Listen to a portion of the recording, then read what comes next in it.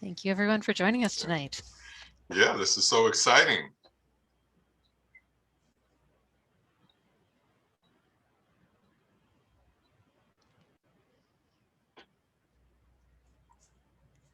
And if anyone needs Spanish interpretation, you can click the interpretation button para español. Haz clic interpretación.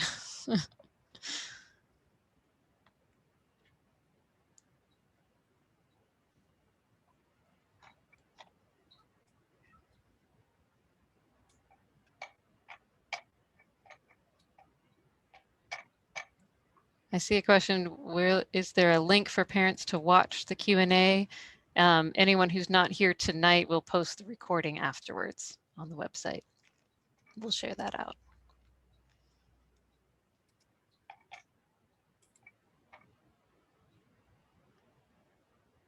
Well, we're up to 260. All right.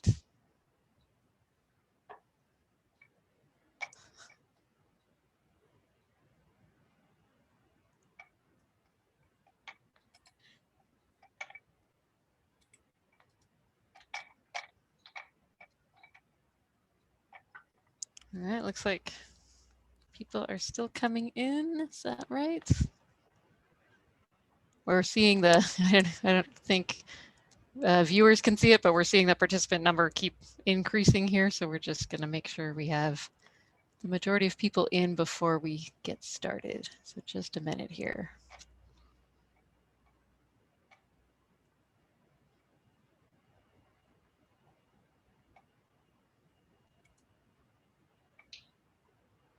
Great. Okay, it seems to be leveling out there, Dr. Clark. Yeah, let's wait 30 more seconds and then we'll just go ahead and get started, all right? So we'll start that countdown. Sounds good. All right, everyone grab a drink of water. The interpretation button para español, haz clic interpretación at the bottom of the screen there.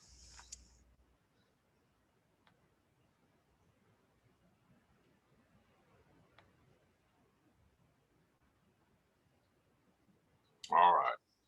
Okay, I think we're ready to start. Are you ready? Yeah, okay. I'm ready. All right, welcome everyone to this question and answer session about fall 2021. The goal of tonight is to provide information to help parents and students to fill out the survey that just came out about this fall. The survey is not a binding survey, so students are not yet committing to these options, but the district does need to begin to plan for adequate staffing. And so getting a gauge on what people are thinking at this point is very, very helpful. All MDUSD families should have received the survey or can fill it out from the general link that was sent out as well.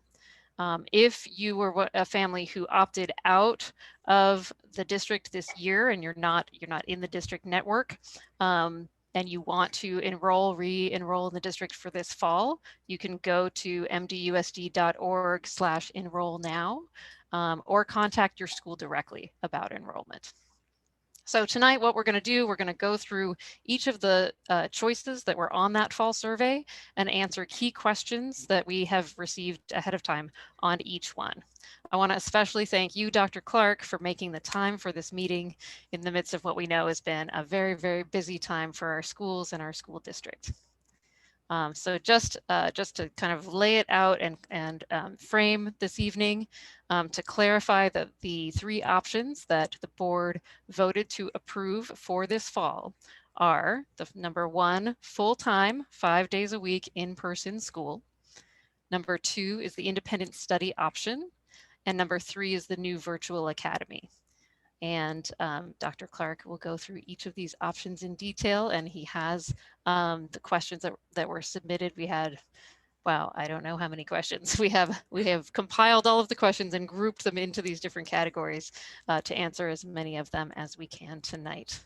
And then time permitting, if we see questions come in under Q&A, at the end, then we will add those questions in as well. All right, so Dr. Clark, I give it to you from there. Thank you so much. Great, great. Well, first of all, I want to thank you, President Cowan, for your leadership on the board and for really having the best interests of all students and families at the forefront of the work that you do. So I want to welcome the parents, community members, staff, students who are tuning in tonight. These are very difficult times and they're confusing, and so hopefully going through this presentation this evening, we can answer the majority of the questions that we've already had submitted. We had over 100 questions submitted. President Cowan and myself discussed them. We planned this out so that we could hit the key points.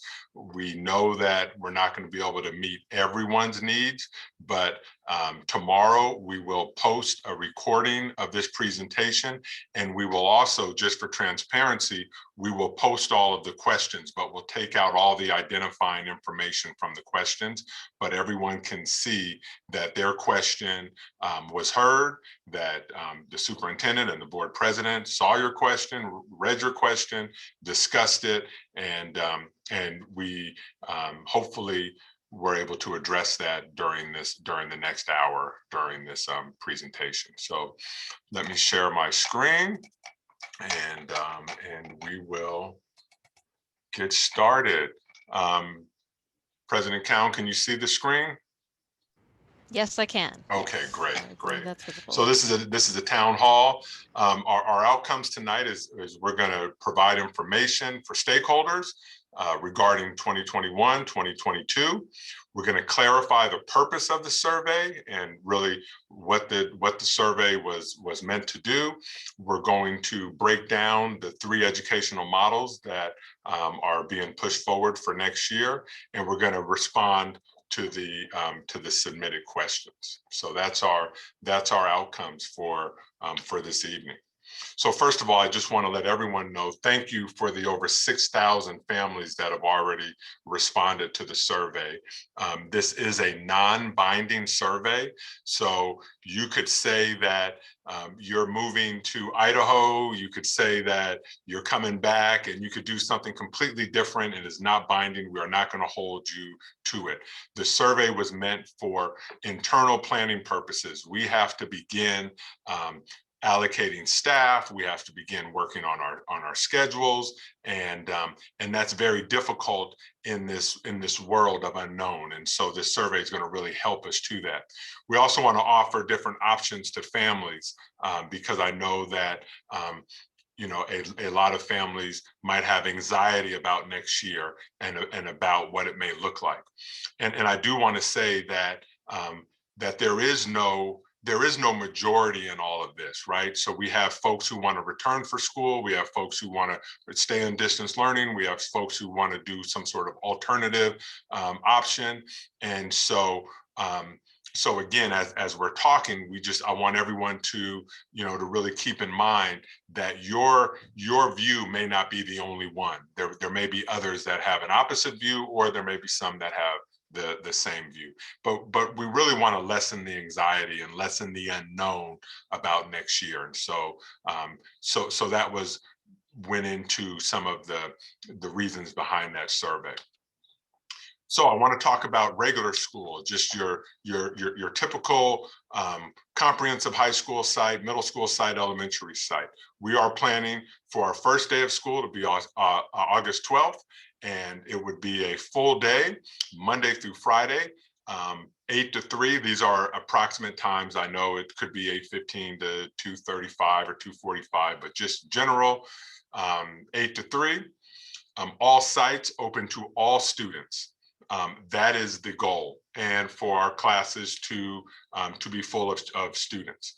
And and I really want to emphasize that the push from the state, from Governor Newsom's office, from the California Department of Education, and from the White House is for school districts to open up fully, right? And so they have been supporting us through distance learning and through even school closures, but they are now at the point when they are really pushing us to open our schools fully, and that is something that that we believe in it as well.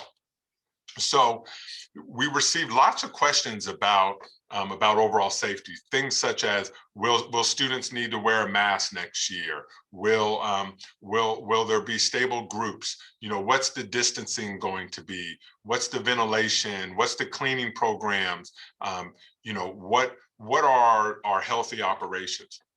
And so I'm very happy to say that all of the information on this page is included in the COVID-19.california.gov, and it's where we get our guidance from California Department of Public Health.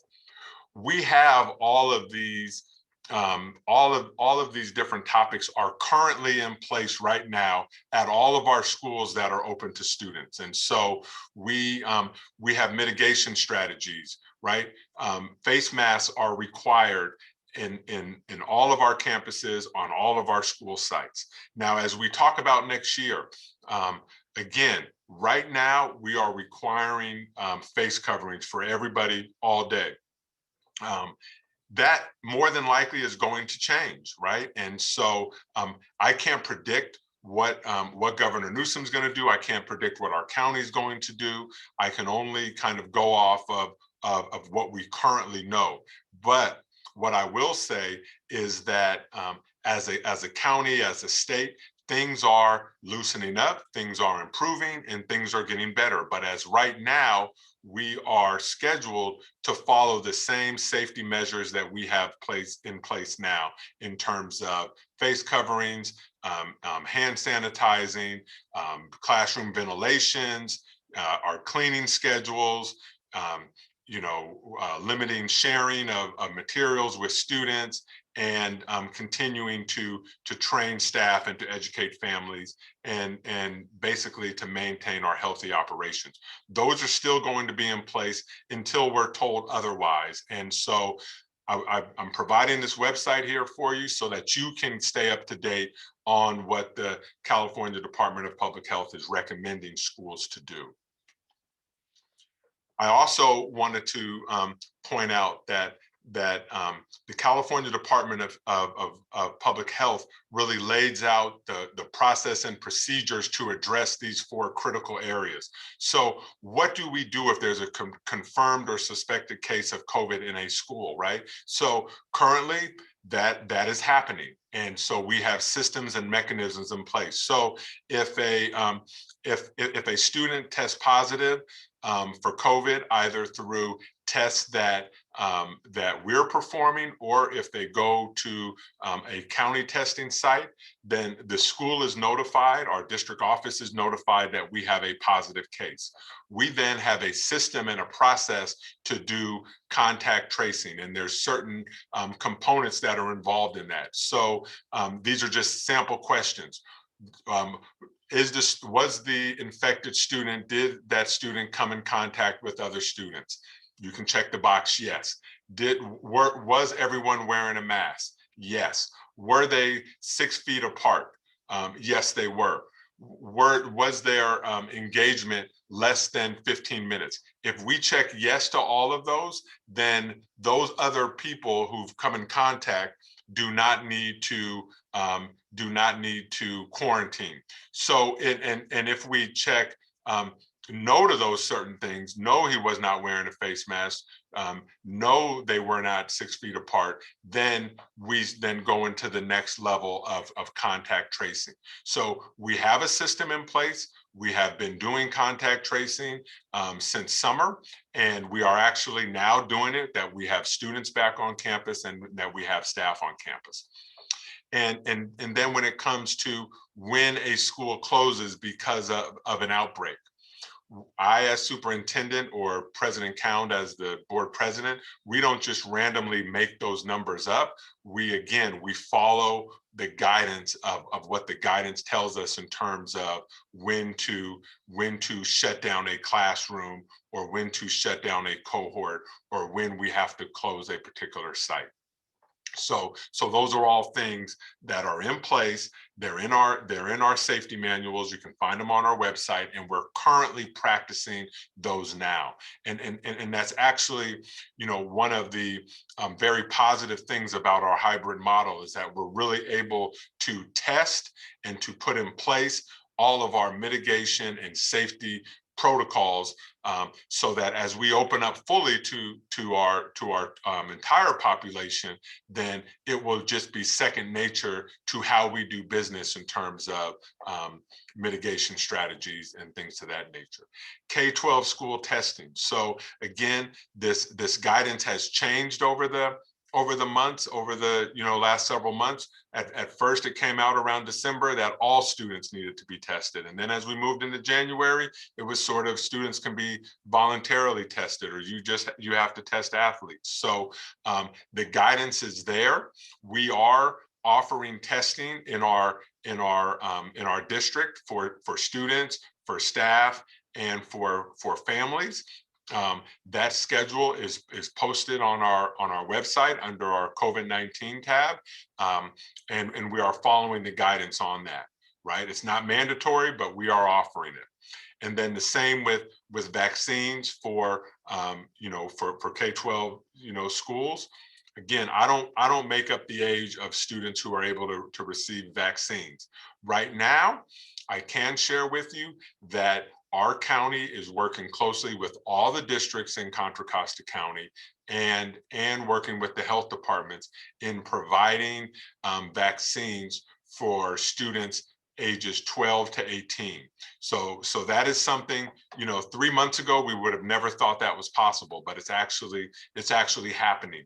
They have not given us the word on less than 12, but when they do, it will come out on this particular website.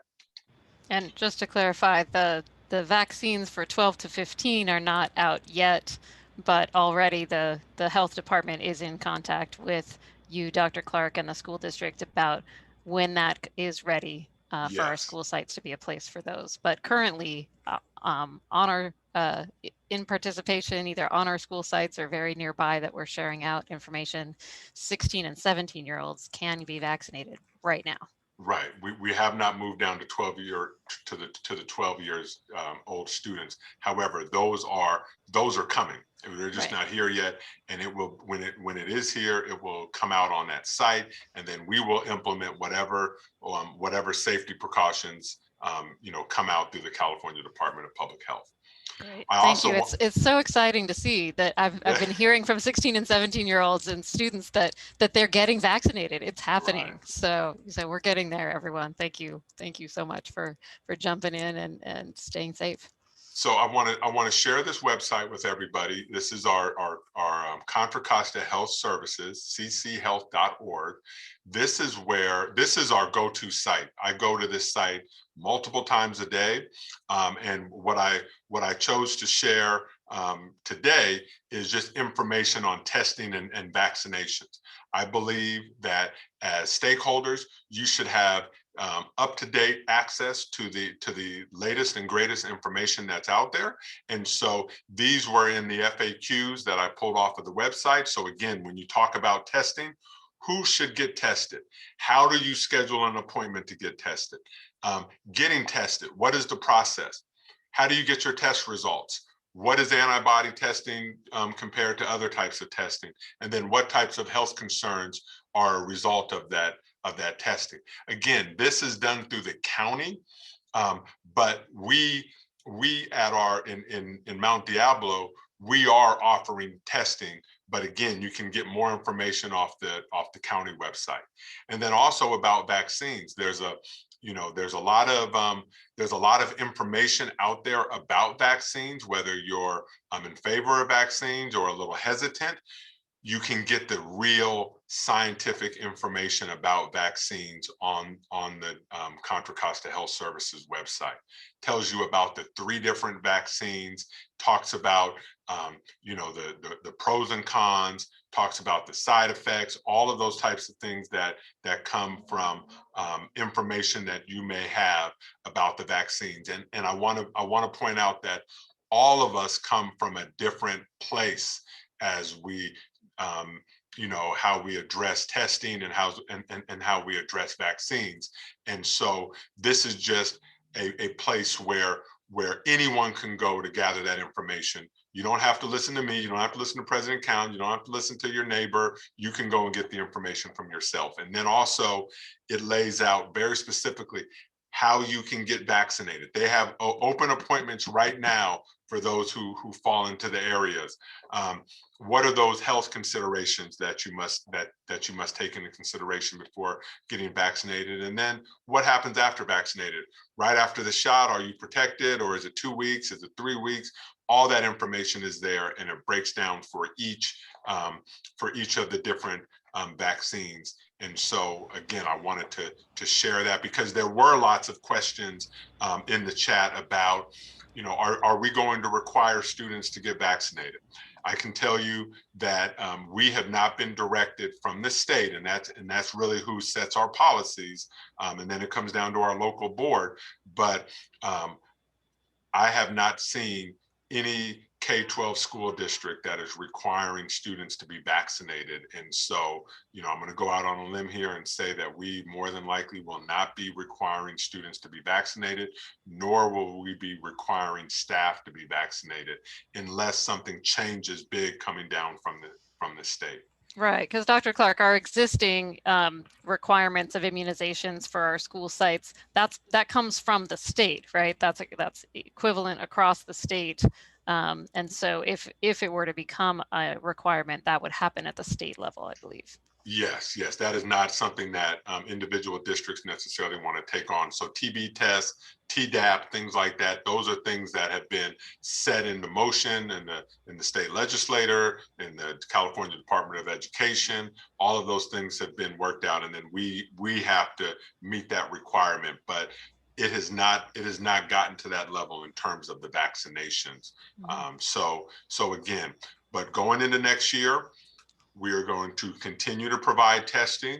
We are going to continue to support in any way possible the vaccination process. So that means, providing time for our staff to go and get vaccinated, opening up vaccination pop-ups on our school sites. Those are things that we are going to continue to do. We are currently doing them now. That is happening, but it's more for the public.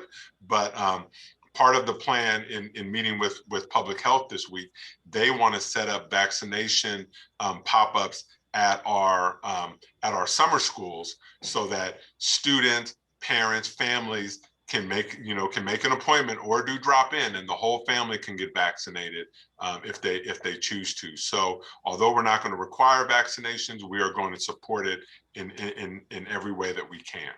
And Dr. Clark, I just want to say thank you for all of your hard work in that area, and to our principals and our staff that have really done a lot of work in that area, coordinating with the Contra Costa County Health ambassadors that are bilingual, that are now coming onto our school sites and signing people up for appointments, helping them access COVID testing as well as the vaccine.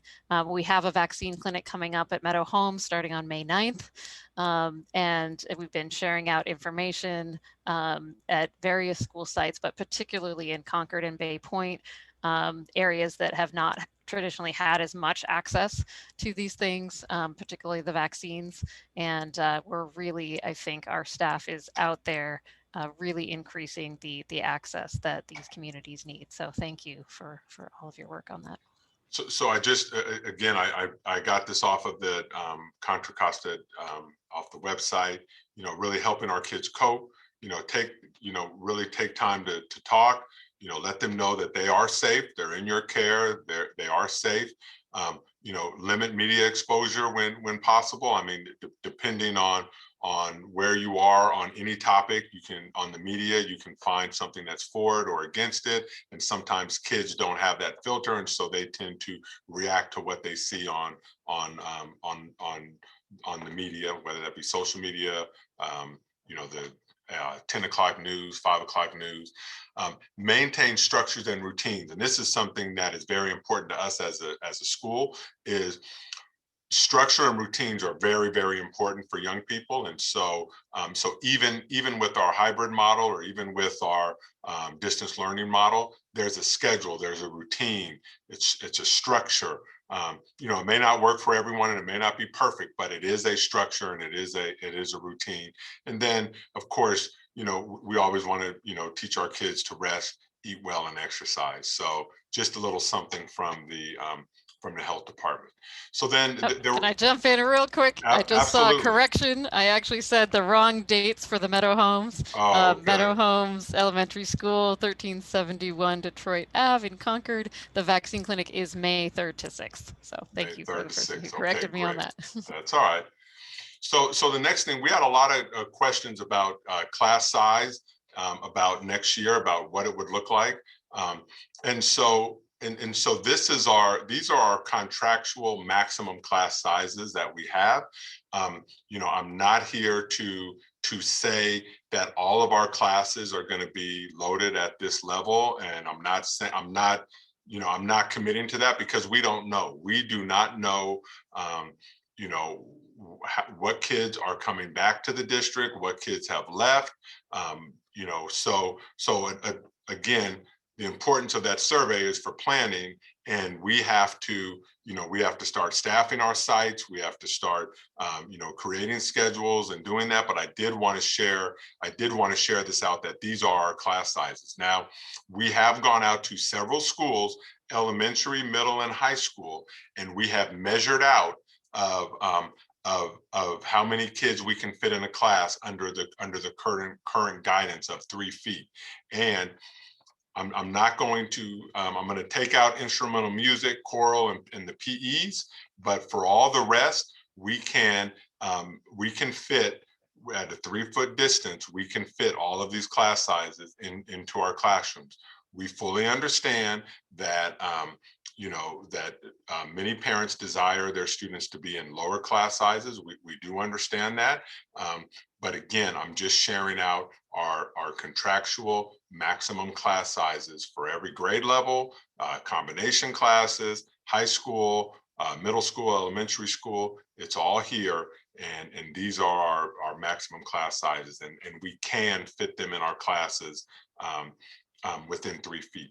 Now, we do have some classrooms throughout the district that maybe are much larger, or even might be much smaller. So in those cases, we'll have to make adjustments. So we're well aware of that. And again, this isn't a one size fits all sort of paintbrush that we're painting the entire district with. We can make adjustments where need be. So I wanted to talk next about our alternative programs. And so there are two in particular that we want to discuss and that were involved in the survey. And that is our home study, independent study program at Horizons. And then also I'm going to talk about the virtual academy. So we have a home study program. It's a K-8 program.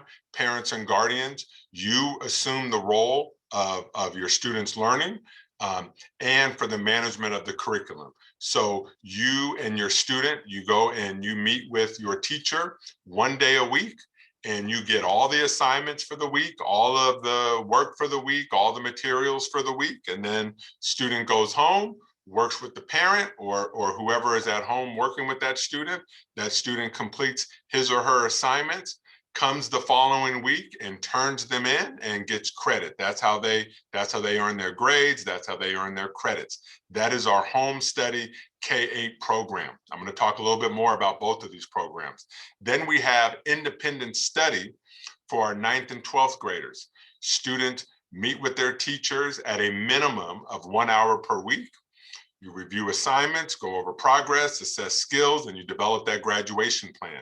That is independent study for, you know, for our 9th through 12th graders. We have a site in Pleasant Hill, and we also have a site in Bay Point for independent study, where students would come in and meet with their instructors. We currently have students doing both of these right now. You know, I would say that for home study and for independent study, usually it's a very independent learner, right? It's a student who is self-motivated. For our high school independent study students, sometimes this is for students who are maybe potentially going into professional ice skating, right? Or maybe a student who's a professional wakeboarder, or a student who, again, is running his or her own business, right? It is just an alternative program for a student that can't go sit in a classroom all day, every day, because the student has other things going on, or the student learns in a different way. So let me dive just a little bit deeper and respond to a couple questions. So we did have a question: will Horizons have a wait list like it did this year? So that's what they're asking about next year. So there are 2 independent study programs in Horizons. I just touched on both of those. And in elementary, yes, there was a wait list this last year, right? Because again, a lot of parents came in, they were looking for something different than distance learning. And so we had a wait list for elementary. But one reason why we're doing the survey this year is so that we can avoid that and we can properly staff Horizons. And so at a later date, the Horizons principal is going to hold an informational session where those who are interested in Horizons for K-8 for the home study program can go and ask their individual questions, get more information on it. We do have a website that has information on here. You can just go onto our district website and click Horizons, and it will take you there, and it really will break down the program. At the high school level, there was not a waiting list for this year. So I just want to, I know this question doesn't identify high school or elementary, but there was a waiting list for high school, for elementary, for K-8, and there was not a waiting list for high school. And then they're asking about opting back in. So you opt in to home study, it's not working, you're not happy with it, or something changes in your household and you want to know, can you go back in? And from the Horizons program, yes. Home study students may transfer back at the trimester grading period. So again, elementary school is under a trimester. That means that the year is broken down into 3 blocks, and that's your trimester.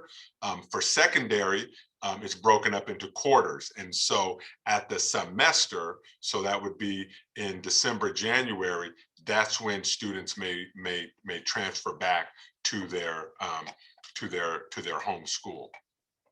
We also received questions about will our electives provided in these programs, and what about AP classes and honors classes? So yes, there are many electives, and again, that principal from Horizons can share what those are. You may be able to even pull those off the website. I didn't want to take the time to go through all of our electives in this particular meeting, but there are not AP and honors courses that are offered at our Horizons for high school. However, it says students are encouraged to take those courses at their comprehensive site or at DVC. And you can see the principal here said many students take 4 classes at Horizons and they take 2 classes at DVC or at their comprehensive site.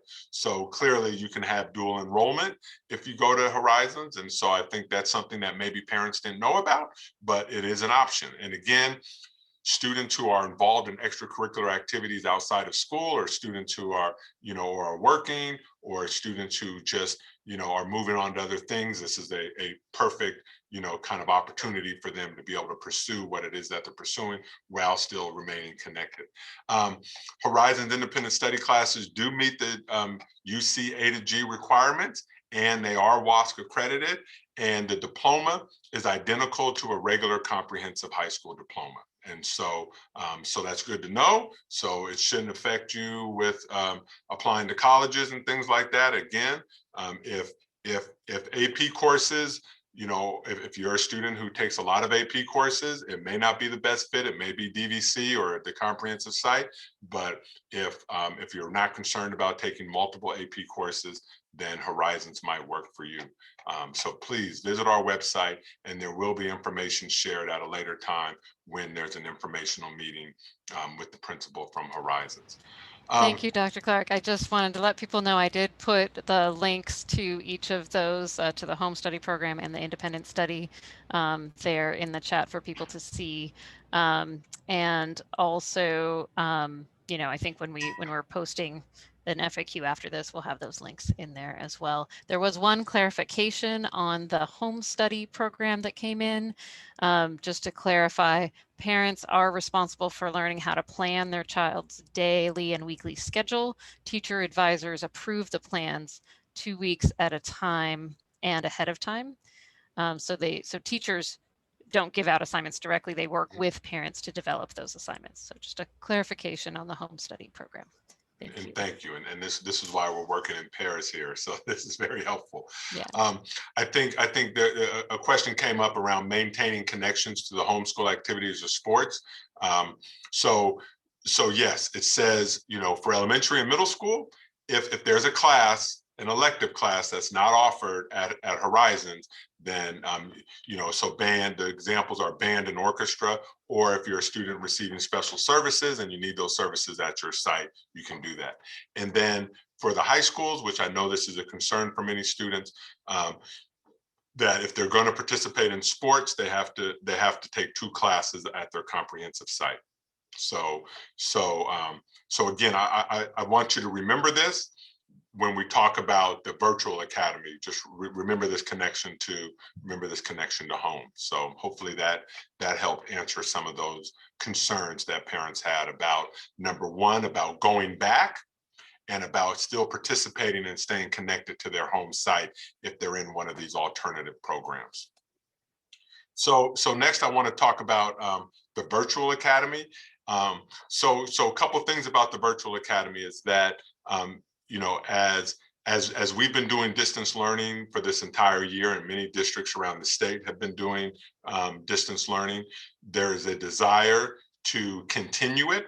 And so as a district, we are going to develop a program, but I just want to say, and I just want to be completely 100% transparent, is there's no blueprint for this, right? So there isn't, you know, something from the state or something from the county that says, okay, here's the information you need to set up your virtual academy.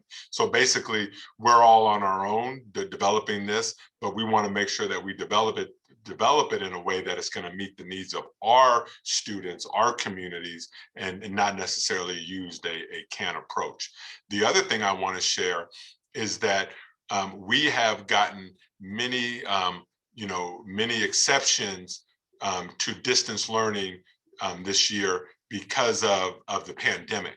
And so basically the governor's office, the legislator, the California Department of Education, they have sort of released us of our responsibilities and requirements of a lot of, you know, instructional minutes, of different requirements.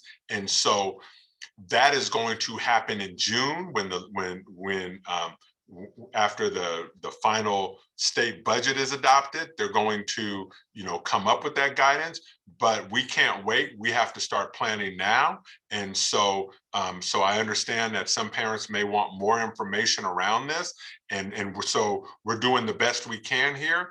But I don't want to take everyone down a path and get everyone excited for a program that's going to look a certain way and then have to change it in June or July or whatnot. That would be unfair to our families. So we're really trying to plan this out as broadly as possible so that we'll be able to you know, meet the requirements that come out from the state. So as you see here, you know, this is our commitment to this. We understand that there are some students and families that have medical and other extenuating circumstances. And so there will need to be a process for enrollment into this program, which I will touch upon. So key features of the virtual academy will include, it's going to be 5 days a week. it's going to be a all-day program, so it's not going to be you know, students work on your own for half the day or whatnot. It is going to really, we are designing this to really mirror what's taking place in the classroom, right? And so we know we can't do that 100%, but that is the intent. So classes will meet 5 days a week with one of our regular credentialed teachers. Students and families, you'll have to apply for a transfer to get into one of these academies or to get into this virtual academy. So there is not dual enrollment in this program. So you can't be enrolled in the virtual academy and do the in-person. However, we received lots of questions about returning.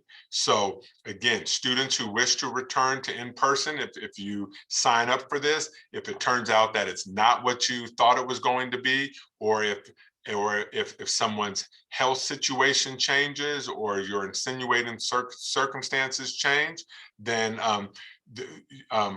at the semester, you get priority to return to your home school. But if it happens outside of the semester, we can't guarantee that you'll go back to your home school, but you will go back somewhere within the district. But at the semester, we will guarantee you back to your home school. So President Cowan, is that clear enough? Because I know that there was a lot of concern about that. I just want to make sure that, you know, that I've communicated that in a clear fashion, that everyone knows their options.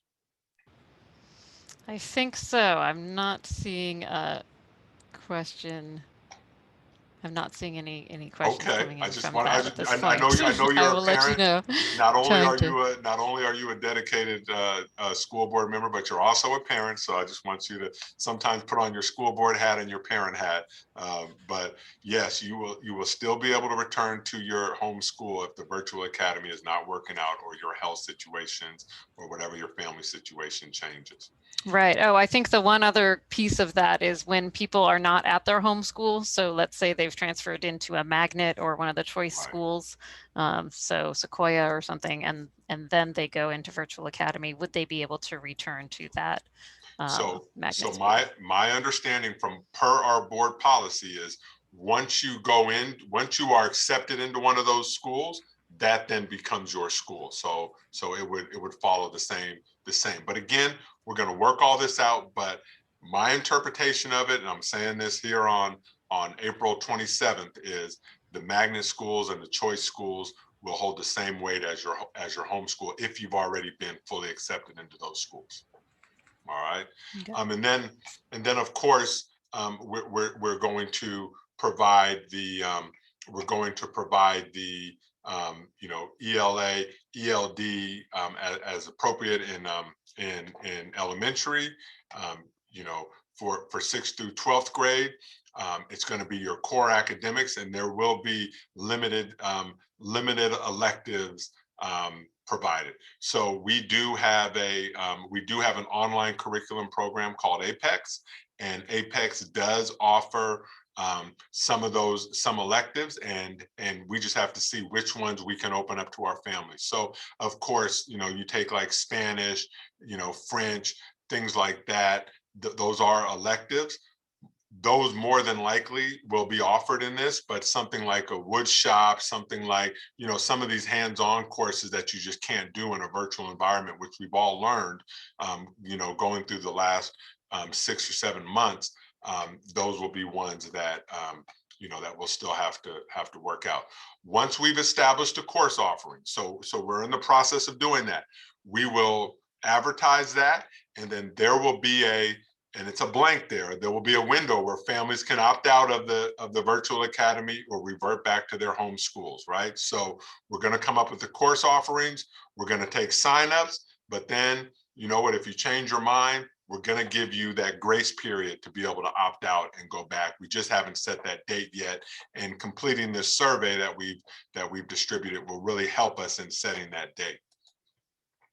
I do see a question, Dr. Clark, in Espanol. Can only the families who have medical needs enter the virtual academy? Is the question. So it's medical needs or extenuating circumstances, so special circumstances. And again, I think at this point, it because the state is not necessarily pushing us to do this, they don't want it, they don't want our district to be half the students in person and half the students in this virtual academy. So the early communication that I have is they want us to make this available to special circumstances, but I believe that will be at our discretion. And so again, we'll work with individual families on that. So basically, at this point, with the survey that parents have in front of them, where they can check what they're interested in for the fall, whether it's full-time, independent, one of the independent study options, or the virtual academy. If they are interested in the virtual academy but don't have a medical need, should they still check the box for Yeah, virtual they academy? should. They absolutely should. I think they should think, I mean, they're going to have to give a reason why. And again, just, you know, you're going to have to come up with some sort of reason why the virtual academy is something you want to do. At this point, again, this could change as we go further down the line. You know, the state may come back and say, we really want more students involved in this virtual academy, but that's just not what I'm hearing. And if you Google this, there are articles that are out that are really identifying that this is an issue, right? Of which way the legislature wants to go in this matter. Do they want to make this open to all, or do they want to just make it for special circumstances? And they just haven't provided us with that. And so we're taking our best educated guess on this. So, right. So it's so exciting. We do want to hear then for the survey right now, we do want to hear what parents are thinking is the choice that they think will work best for them, so that we can get a sense for virtual academy. Is it a couple hundred students, or is it a couple thousand students? You know, what is the interest level here that we are even trying to plan for, even though we need to build the plane while it's flying, while we're still getting the regulations and rules from the state.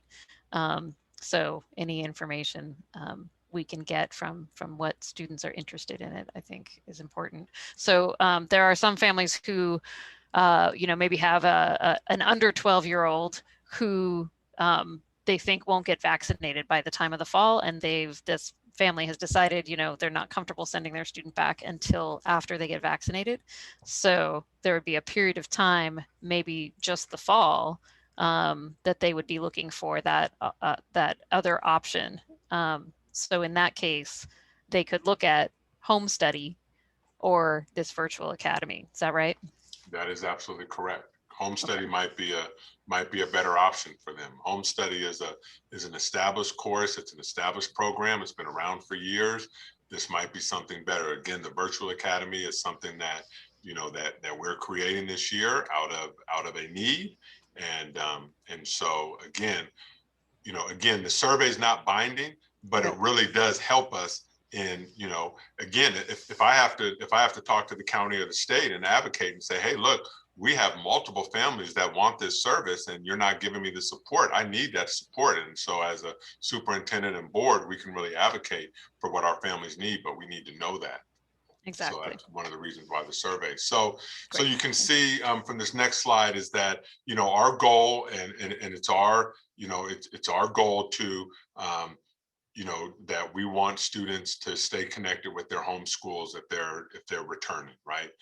And here we have a very clear statement here. Though we can't promise everything, it's our goal to accommodate them and make that work, right? And so, you know, and if we weren't, students would definitely have the option of and would have priority and would return to their home school the following year. And again, we haven't come up with a date yet, so that's why there's a blank here. So commitments from families to the academy will be required by such and such a date.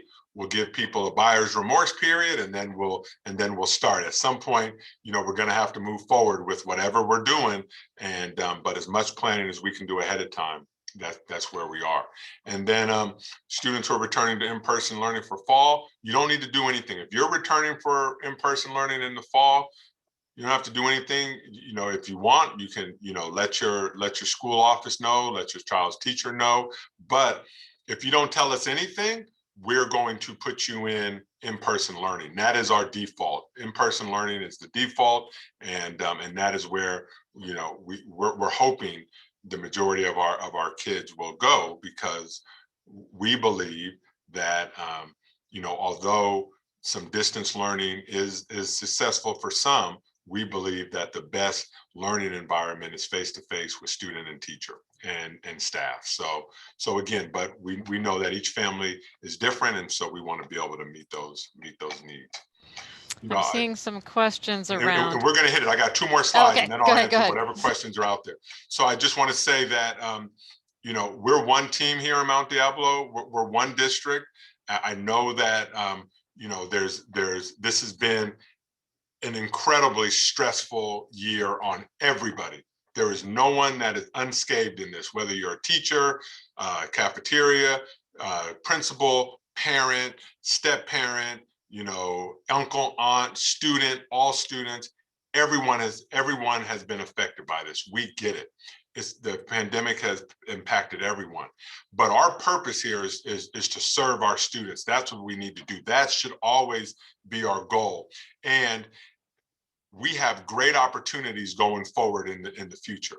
We have tremendous opportunities. And so I'm hoping that we don't just go back to doing school as we always have done it, right? We now, all of our teachers can teach remotely, our students can learn remotely, like, you know, certain things that we do, we don't need to do them, right? We stopped doing them for a year. And so let's stop doing the things that aren't high value for our students. But you know, and let's recreate this to, you know, to be whichever way that we can.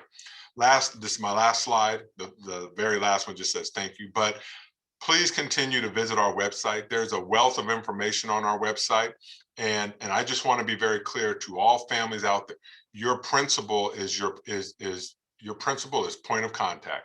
That is your primary point of contact.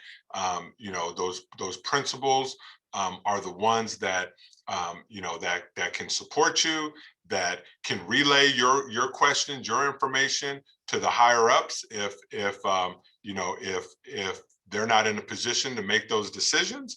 But please, please, please stay in contact with your principals. Our principals did an amazing job at rolling out the hybrid model and really communicating that with their families. And I know that they're going to finish this year out strong, and they're going to start the year out as best as possible. All right, President Cowan, let's just fire away on some of these questions that we may have and see if we can get a few more in there. All right. Yeah. So let's see, one just a point that was made again on the Horizons programs. If you think that might be something that you want to explore, there are application processes for both the home study and the independent study program. And so so encourage you to go to their websites, check out the process, because each of them are, you know, a very specific type of commitment that you make and that you apply for. So do look at the details there. Another question that I'm seeing a few of is, if a student has an IEP or special needs, is Horizons a good place for them to look, or the virtual academy? Would one be a better fit than the other? Well, I would say if a student has a learning disability or a disability, it all depends. Again, our independent study and our homeschool really is for those self-motivated students and students who can do a lot of work on your own. But if your student needs, you know, more structure, more guidance, more, you know, more instruction, then they may choose the virtual academy or the in-person. So great. I'm seeing a couple questions like around you know, will there be a daily COVID questionnaire?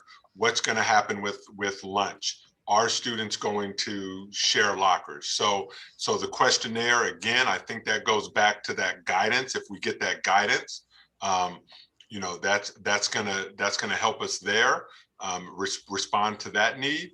And in terms of lunch, you know, again, that's going to come out in the guidance of what they want lunch to look like. I can tell you that our cafeterias are going are going to look drastically different than what they used to. We were at a place at some point where I know at the K-12 public schools, we were creating salad bars and, you know, buffet style. I think it's going to transition to, it's all a packaged, a fully packaged meal, and students who are getting lunch at school or breakfast at school, everything's going to be individually packaged and wrapped. I mean, I just figure that's where we're going, but they're going to, you know, be eating outside. They're going to eat in locker room. I'm not locker rooms, you know, in multi-purpose rooms. You know, we're going to not go back to how lunch always was, but it's going to be, you know, again, like I said with that last slide, we have to think of the possibilities. So maybe, I know when I was an elementary principal, I definitely would not let kids eat lunch on the field because they would leave their trash out there. Well, now, probably we're going to utilize our fields, we're going to utilize our blacktops, we're going to utilize hallways, we're going to utilize multi-purpose rooms, we're going to allow kids to spread out and eat. And that's those things where I'm saying, like, we don't need to cram everyone in the multi-purpose room or in the designated eating space. Yeah, and that's really true. I know I was just out at Diablo View Middle School today and saw the snack shack, what's normally the snack shack. And the principal was saying, you know, that's probably where they will just deliver the food straight outside instead of doing the indoor situation that they had before, all packed into the MUR. There's wonderful outdoor space there that can absolutely be utilized. And I think every single one of our school sites already, just for spring, has been looking at what are the outdoor learning locations that students can sit, whether it's for lunch or learning, and what are the different creative ways to handle that. So it's really exciting to see, because I think pre-COVID outdoor spaces and outdoor learning was something that a lot of people were advocating for as a healthier alternative, even without COVID. And now with COVID, we're seeing what a difference it makes. And so I think that those are not temporary solutions. I think they are things that will continue on through as we continue this work. A couple questions I'm seeing. One is, will they have break times without masks or at lunchtime? So again, like just today, I know that the CDC, which is at the national level, they then said folks who are vaccinated don't need to wear masks outside, right? Except in very crowded situations. And so again, I think as time continues to go on, that we're going to see these restrictions start to lighten up where appropriate. I'm not saying just get rid of all restrictions. That's definitely not what I'm saying. But you know, the guidance is going to continue to change. Another question that keeps coming up is about our work with our labor partners. And so, I just, if I could spend a minute kind of just addressing this, is number one, you know, they're our labor partners, so we're partners, right? We can't do this without them. They can't do it without us. We are partners in this, and we have to work together. What was different about distance learning and the hybrid model is, you know, districts, companies, or whatnot, we're required to negotiate when things are different or new. Right. So again, when we went to 100% distance learning, that was something completely different than our regular model. So yeah, we had to sit down and we had to negotiate an MOU. And then as we started the hybrid process, we had to sit down with all of our bargaining groups, and we had to come up with an MOU, an agreement, because the hybrid was something new and different. As we go forward, right? So as we go back to 5 days a week full time, that is basically our same model that we've always done. So it's not different and it's not new. And if we do have safety precautions, we already are at the most restrictive place in terms of safety precautions right now. So all we're going to do as we go forward are, you know, good or bad, depending on how you feel about the situation, is our safety precautions. fingers crossed that we don't have spiking cases and all those types of stuff, but our safety precautions are going to lessen as time goes on. And I think that's just the national direction that this is going in. I'm not sharing any secrets or anything like that, but so that's why I believe that the transition to regular school will be a much smoother transition, because we aren't offering something that is new that has to be that has to be fully bargained or whatnot. We will have to, with all transparency, we are going to have to bargain the virtual academy, because that is something that is new, but we do have the foundation for it because we have been doing distance learning for some time. So again, I know that, and I take, I take my fair share of responsibility for this. I know that, we went back and forth with, with this process, but at this point, when we can see kids out on the yard playing, and we can see families walking kids to school and coming forward, like I think that we all get that we're stronger together. And I, as the superintendent, and I know that President Count, and I know that our labor presidents, that they are committed to working together in making sure that their members are safe, and that our students are safe, and that our communities and families are safe. So anyway, I'm excited moving forward, and again, I'm excited about the possibilities. Thank you so much, Dr. Clark. I think the one final question was if someone has already filled out the survey and now they've received this detailed information and they want to change their survey, or if they just want to talk to someone about what the best fit is, who's the best point of contact for them moving forward. So again, a principal is a good place to start. I mean, I think that's a good place. If not, if you're elementary, the elementary director is Margie Calbrecht here at the district office, and the secondary director is Samantha Allen. And then above those two is Jennifer Sachs, who's in charge of our all of our curriculum and instruction. We also have John Rubio, who is our human resources director. You also have yours truly, but I mean, I don't know if I need to, if I have the time or the bandwidth to meet with every family about what's best for their kids. But if you send me an email, I will forward it to the appropriate person. But you can definitely contact those people who I just listed out, and more information to come. Absolutely. Yeah. So we will be posting this, the recording of this video, so feel free to share it out to your friends in your community and your school, as well as posting, moving forward, we'll be posting some frequently asked questions and the answers to them in a written format for people who don't want to watch a long video.